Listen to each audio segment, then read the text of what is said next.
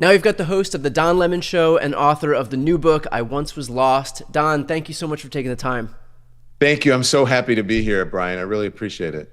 So we're going to dive into the book in just a moment, but first there is some breaking news that I wanted to cover with you. It feels like a Rubicon has been crossed with the Republicans right now. Mark Robinson saying that he's a black Nazi, J.D. Vance doubling down on his war on anyone who's not married, Trump going out and attacking Taylor Swift, the biggest star on the face of the earth.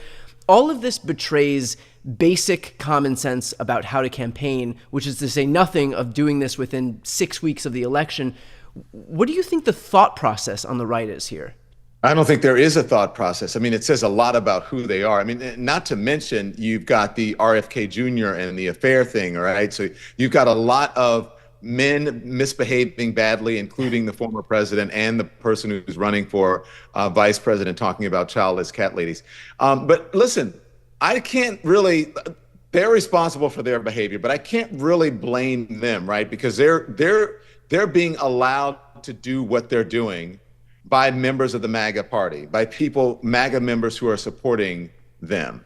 And so I just think it's where the party it's what the party has become. It's no longer your mom or your dad or your granddad or even the Republican Party of 2015 or even 2016. It's just somewhere we've gone off into crazy land through the looking glass. Well, post-debate now, the polls are showing a roughly 4 to 5 point margin national lead for Kamala Harris, including leads in most battleground states as well. Do you think that this is a temporary bump that we're seeing right now, or do you think that we're looking at some sustained momentum as we head toward November? Well, here's the thing about it. She's such an unusual candidate, right? I mean, you cover this all the time. You know that when she jumped into this, I mean, you can almost say at the last minute, right? Not so long ago. And then got the entire Democratic Party to coalesce around her, and then took the polls to a much better place than President Joe Biden had them. So I think that was her bump. I think she got a huge bump just entering the race, right? And then came the convention, and then people are starting to get to know her. And I think even from the town hall that she had recently with Oprah Winfrey, I think she's going to continue to gain momentum. And I believe that when people get to know her more and get to find out about her personally, when she can have real moments that I love, that she was concerned about in the Oprah town hall, that, oh, I shouldn't have said the thing about the gun. If you enter my house, you're going to get shot. I think that's great. Well, so I want to throw to that clip right here. I'm a gun owner. Tim Walz is a gun. I did not know that. If somebody breaks in my house, they're getting shot. Yes, I hear that. I hear that. Probably should not have said that. But my staff will deal with that later. Yeah. So what I think is interesting about that is that the Trump campaign actually tweeted that out as if it's going to hurt her. But all that's doing, and this is what I can't really understand about what their strategy is here, is endearing her to those very Republicans and independents whose support she's trying to court in this election. And I think that their mentality about all of this is just so tribal that they think that when a candidate does anything that might upset their base, then it's automatic demerits for them, because they can't wrap their head around the idea that she's actually looking to expand her coalition. Now, she already has the support of Democrats, but she's actually looking to grab the support of independents and Republicans. And so posting a clip where she goes and says something very natural for all of these demographic groups, which is, if somebody comes into my house, I'm not afraid to use my gun, like, that's going to have the opposite effect as they think it's going to have. Yeah, it takes a talking point, if you want to say that, away from them, right? And the whole gun issue, because I love what she said at the debate. Stop lying. Both Tim Walz and I are gun owners. We're not trying to take anyone's guns. Right. And I think people want safety. That is relatable to everyone. And here's one thing that I have to say. When you're talking about the gun issue, that's usually a Republican thing, right? So she's not only taking that back, but she's taking this sort of patriotism thing back. She's taking like the flag back. And so I think this helps her absolutely more than it hurts her. And I think that the Republicans, the MAGA folks, don't know what to do. They can't find their footing. They're running a campaign that's from, a time gone by, not even from the 2000s anymore. It's more like a Willie Horton campaign, back from the 80s and 90s. It's just, it's terrible. You had mentioned something that I thought was especially interesting, and that's the more that people hear from Kamala Harris, the more they like her. At the same time, the more people hear from Donald Trump, who has thus far benefited from being largely out of the spotlight for so many years. I mean, people have a very short attention span, a short memory in this country, and so not hearing from Trump every day, not having him on Twitter every day has actually redounded to his benefit. How does Donald Trump come back from that? Because as we get closer to November, it's inevitable that he's going to be on more TV screens. He's going to be doing more interviews. He's going to get more press. And so is Kamala Harris. And when the distinction for likability is so drastic, and every time we see Kamala Harris, her likability goes up. Whenever we see Donald Trump, his goes down. How does he come back from that as we head toward November? Brian, I don't want to give him advice. I don't not like he would advice. done as if he would take it. He's not taking advice from his own campaign staff. I'm joking with you, but someone asked me what would Donald Trump have to do in order to win the debate, and I said, well, let her talk, don't lie, which is very tough for him, and then not come off as an ass. I said you can beat tall that order. If you want. Yeah, a tall order for him. So what would he have to do? Another tall order, and the same sort of advice. Stop lying, and basically, Brian, shut up. Yeah. That's it. But he cannot help himself. He just can't do it. To what extent does Kamala, being a black woman, a prosecutor, and someone who is clearly stronger than he is, especially as he beats his chest as a strong man, to what extent do you think that influences how he's running his campaign? Because it's not lost on any of us that all of those things are things that Trump himself is diametrically opposed to. Well, how he's running his campaign and what his campaign advisors want him to do are, I'm sure, most days two different things, right? They want him to stay on message. They want him to do that, but he just can't do it. How does that influence him? It infuriates him. It drives him crazy. He's getting beaten by a woman. Not only is he getting beaten by a woman, he's getting beaten by a black woman. So, and a smart woman and a strong woman, not just Hillary Clinton was all those things, but Hillary Clinton wasn't black, right? And so he really doesn't know how to react. Oh, well, you just became black and I didn't know when you did this and whatever. And then they start all of these racist tropes about people eating, dogs and cats and Haitian immigrants who are there legally, right? So they don't know how not to be racist. Right. And he doesn't know either. So that affects how he's running his campaign. And I think he's just spinning right now. He thinks the old things that he used to be able to do is get in front of a crowd and just be unhinged and spout up all these things that it works for him. It doesn't, as we saw in the debate. It did the exact opposite of what he thought. People thought he looked unhinged, and compared to her poise and intelligence and how her restraint, she pulled back and just said, okay, eating cats and dogs. Which by the way, drives him even more nuts because drives him crazy. Because he doesn't know how to deal with the fact that when he tries to bait somebody or when he tries to get in the mud with somebody, for them to engage with him is what he wants. When they don't even humor his nonsense, it makes him look small and pathetic and insignificant and impotent. And he loses it after that. Yeah.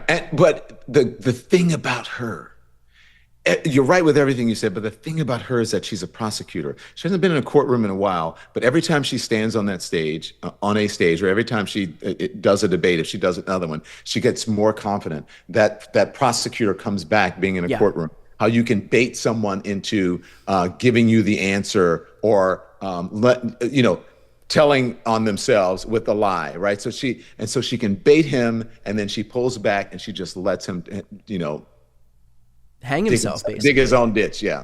Yeah. I want to be careful now with the language, right? Because they're all saying those things. So I want to be careful with those things, even though we know whose language is inciting, violence if you believe that language is inciting violence in these times.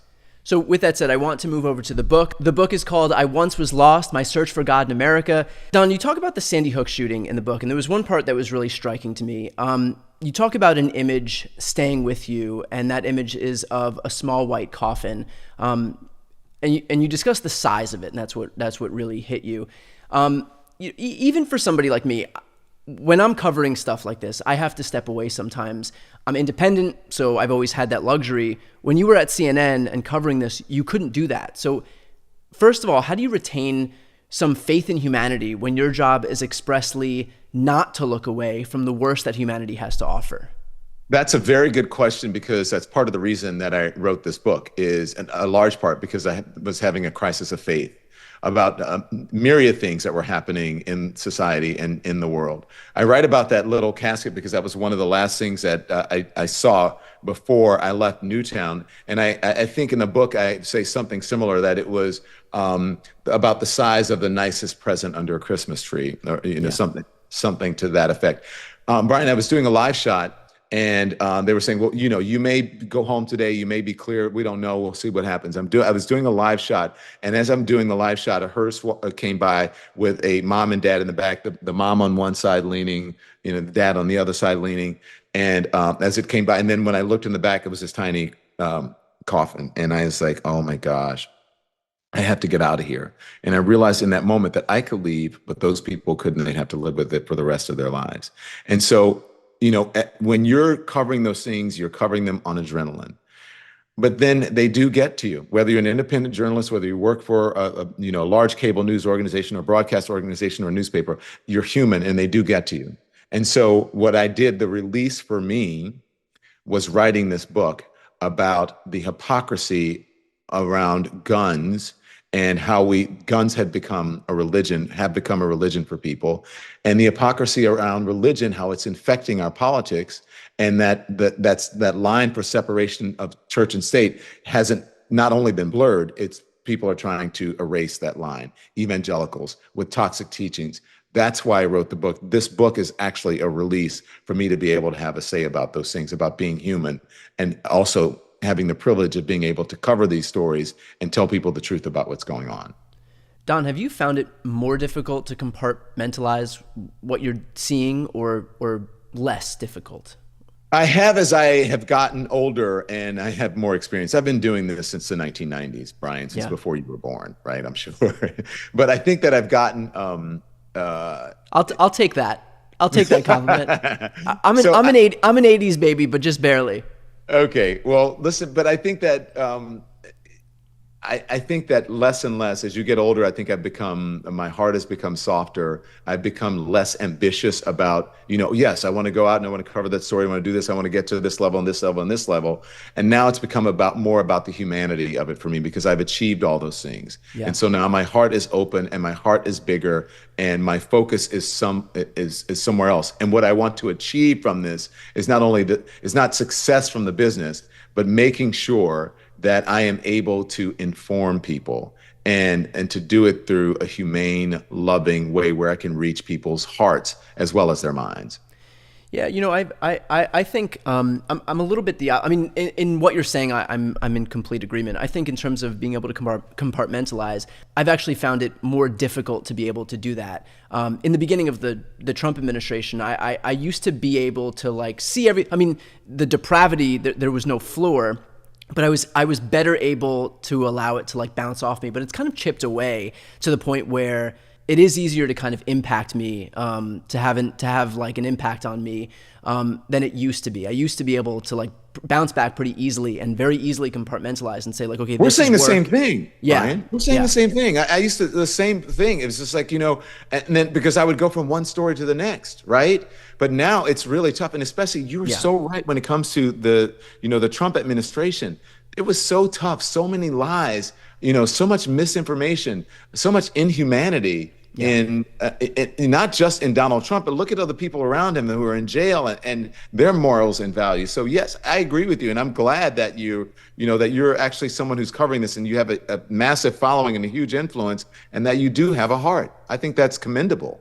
Yeah, look, I think it's a relatively new phenomenon, if I can say so. I'm new in the space, relatively speaking, but I do think it's a new phenomenon here, because covering the Clinton administration, covering George H.W. Bush, it's not going to have the worst day in those administrations is still not going to be as overtly and purposefully depraved as the Trump administration was. A lot of what they did was was expressly to show people that they were punitive, or they would do things to have a deterrent effect. They would do the most depraved things they could to immigrants to show that they were having a deterrent effect to block other immigrants. So inherently, those had to be the most base actions they could conjure up. And so I think that this is all new for at least for reporters out there who are empaths, because this isn't really something that people had to encounter in previous administrations covering politics. In this administration, the cruelty is the intention. In other administrations, sometimes the cruelty is the byproduct. Exactly. Yeah, when they say, it's not, I hate to say that cliche, it's not a bug, it's a feature, right? Yeah. But I think that it is the intention for them to be cruel. You had a quote that I think is very in line with what we're talking about right now, and that is there's a terrible dichotomy in covering stories like this one. The story you wish you had never happened is the same story you beg to be sent out on, because history requires a witness, and that's what journalists sign up for. Yeah. Can you speak on that? Well, it's kind of it's what we sign up for, but that doesn't make it any easier. Right. And so in that moment, when you ask, how do you compartmentalize?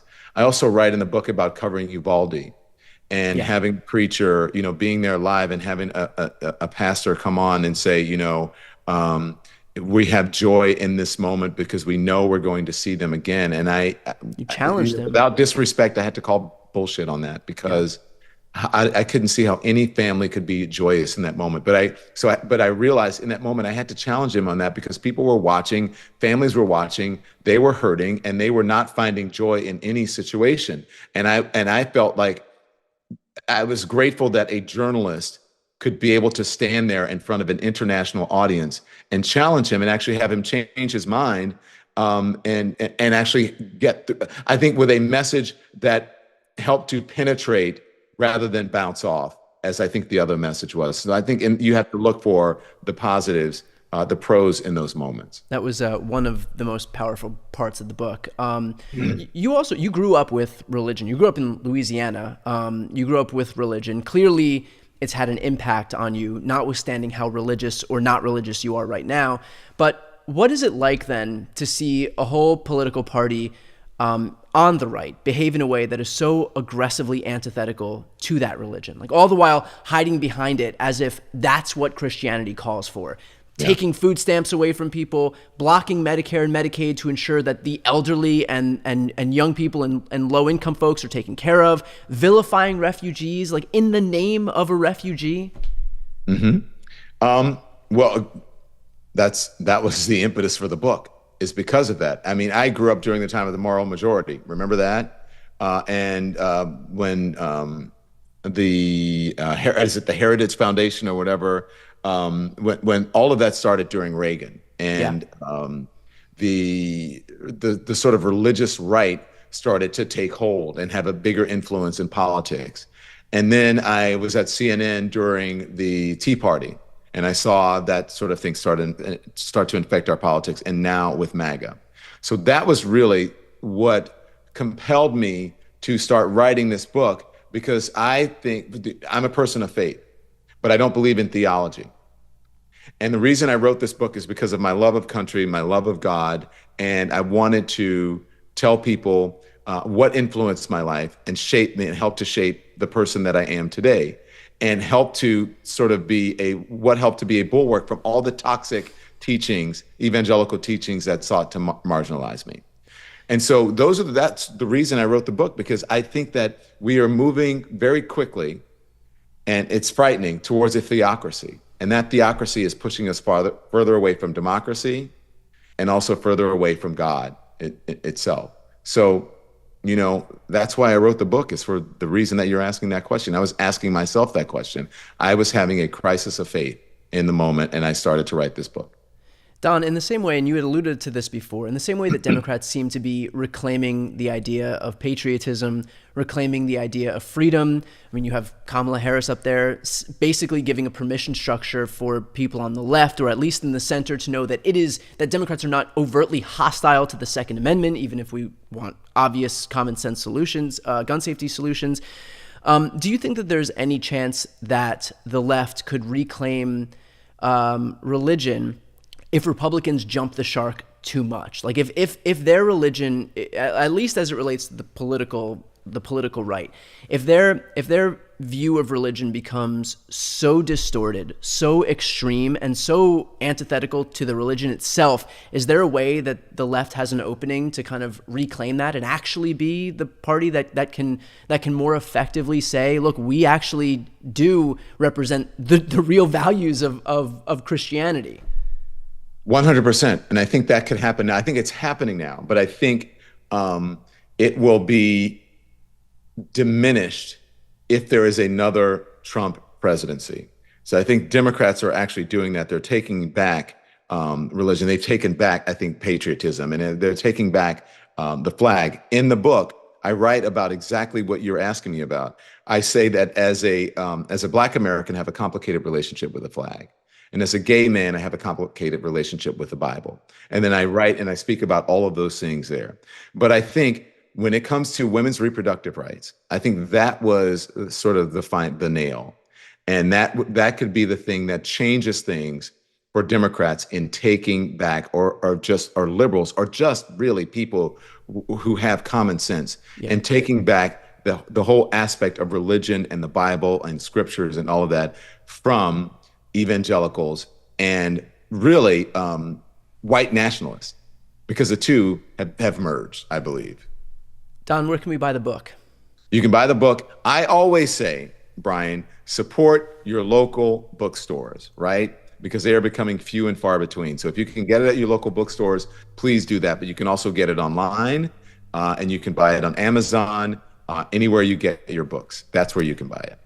It was such a good read and such a fast read. I implore people watching and listening right now, please grab a copy. You will not regret it. It's really spectacularly done. So Don, thank you so much, and best of luck as you continue to promote the book. Hey, thank you very much. And the same goes with you. As you know, I loved your book as well. So congratulations on all your success, Brian, and keep doing what you're doing. I'm a huge fan.